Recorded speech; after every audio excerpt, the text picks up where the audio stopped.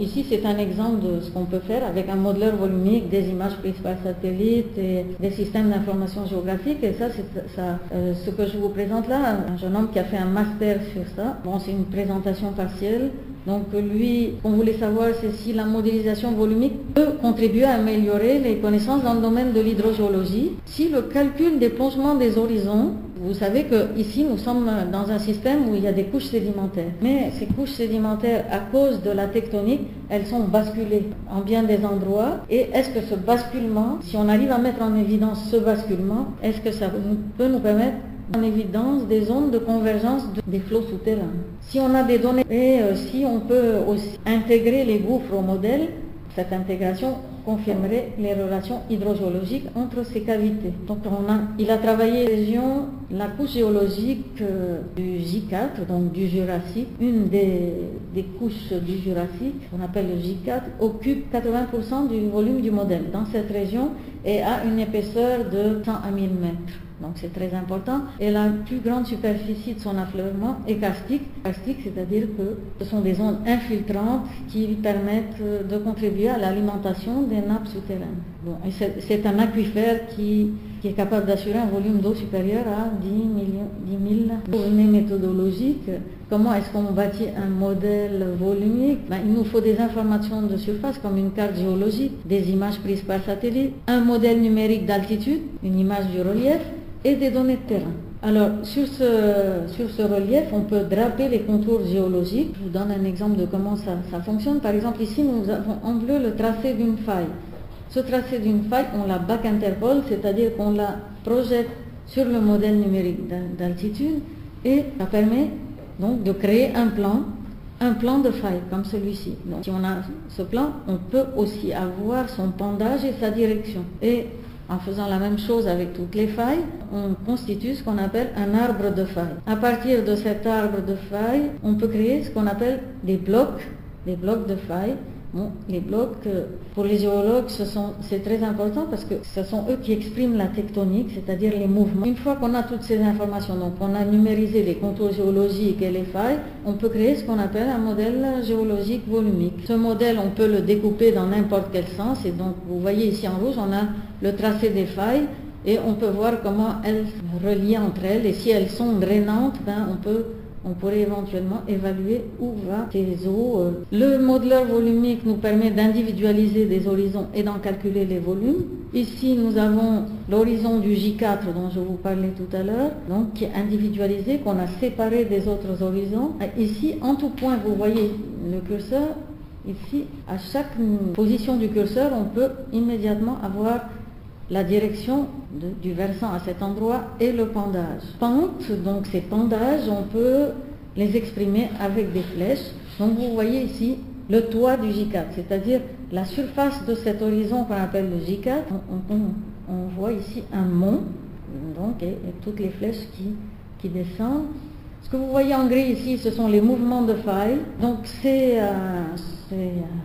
ces pendages que vous avez observés en relief tout à l'heure, on peut les observer en plan. Et là, on peut se demander si, dans les zones de convergence de flèches, donc de pendages qui se font face, il n'y aurait pas des rivières souterraines, parce que si le toit du J4 est imperméable, le ruissellement des eaux qui ont percolé se ramassent finalement dans ces vallées souterraines. Alors, ce jeune homme, il avait des données de puits de forage parce qu'il travaillait dans une société qui en faisait, et on a positionné ces forages, et on s'est rendu compte que là où il y avait des monts souterrains, le débit de ces forages est nul, donc 0. Par contre, il est beaucoup plus important dans des zones dans des zones de convergence de flèches, donc de possibles rivières souterraines. Donc c'est ce qu'on peut imaginer, donc des rivières souterraines dans les zones de convergence de flèches. Et on peut se dire évidemment que si on était une société qui s'occupe d'hydrogéologie, dans les zones où il y a des monts, il est inutile de faire des forages parce que ce seraient des zones non productives. Par contre, dans les zones des talwegs souterrains, ça serait beaucoup plus productif de faire un forage. Il a également pris en considération les différentes directions de failles. Il a positionné les puits sur ces failles, sur ces directions de failles, et il a constaté que les puits qui avaient le débit le plus élevé étaient positionnés sur des failles de direction nord-ouest, sud-est. Donc ici nous avons numérisé les grandes cavités de la région. Donc ici vous avez la grotte d'Antelias. Le groupe de Fouar Dara, bon, il a l'air tout petit comme ça, mais en fait il est très important. Par contre, quand on l'a numérisé, on s'est rendu compte qu'il s'était développé sur un plan de faille. Ce plan de faille n'est pas visible à la surface, et donc on l'a rajouté au modèle, à l'arbre de faille. Ici c'est un autre, le groupe de Atin Azar dont je vous parlais tout à l'heure, qui a moins 510 mètres.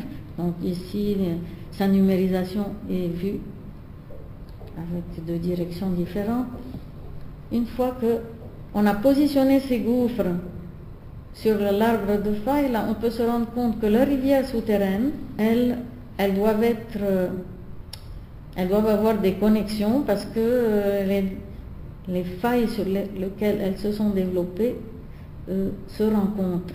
Et effectivement, lorsque les spéléologues avaient fait des colorations à Fouar Dara, le colorant était ressorti principalement à Fouar Antelias, et même chose pour Atin Azar. Donc ça veut dire qu'il y a des connexions hydrogéologiques. Donc là aussi, il y a eu des colorations de surface et non plus dans les gouffres, Abzeddin, Chicha et Cortada. Et ces colorations, elles sont ressorties à des endroits différents. Donc pour ces deux points de coloration, le colorant est ressorti à Fouar Antelias, et pour ces deux points, il est ressorti à la source de Daïchouni. Ce qui veut dire que entre les deux, il doit y avoir une ligne de partage des eaux. Et je vous rappelle qu'ici on est toujours en souterrain, donc au toit du J4. En quoi c'est important tout ça? Ça nous permet déjà, ça peut nous permettre de retracer le bassin d'alimentation de la source d'Antelias, qui ne correspond pas toujours au bassin versant de surface. Un bassin versant, c'est toutes les pentes qui contribuent à l'alimentation d'un cours d'eau. Alors vous voyez qu'ici, c'est un bassin versant normal, donc qui peut contribuer à l'alimentation d'Antelias, mais ici vous voyez la limite qu'on a tracée à l'aide des points de coloration. Elle traverse le bassin versant du Nahr Beyrouth. Donc les bassins versants hydrogéologiques, c'est-à-dire souterrains, ne correspondent pas nécessairement au bassin de surface. Et ça, c'est très important, parce que si vous pouvez identifier en surface des points de pollution, il faudrait pouvoir retracer leur sortie. Donc ici, si vous avez des points de pollution dans ce pourtour, vous saurez que la pollution sortirait à Antelias, à Fouar Antelias. C'est un peu ce que nous avons tenté d'expliquer en drapant une partie de l'image satellite sur ce modèle volumique. Donc ça, c'est une toute petite coupe. Ici vous avez la décharge qui est très importante aujourd'hui, qui est beaucoup plus importante que ça encore. Donc ici vous avez une partie du Nahr Beyrouth. Cette décharge, elle est sur la route qui va de Monteverde à Saïbé. Si on découpe le modèle volumique, on se rend compte que cette décharge, elle est située juste au-dessus de failles qui, si elles sont perméables, donc tout le lixivia, toute cette pollution qui provient de fermentation de cette décharge, vont se retrouver à la source de Daïchouni, puisque nous sommes ici dans la région de Daïchouni, et vous savez que Daïchouni est une des principales sources d'alimentation de Beyrouth en eau potable.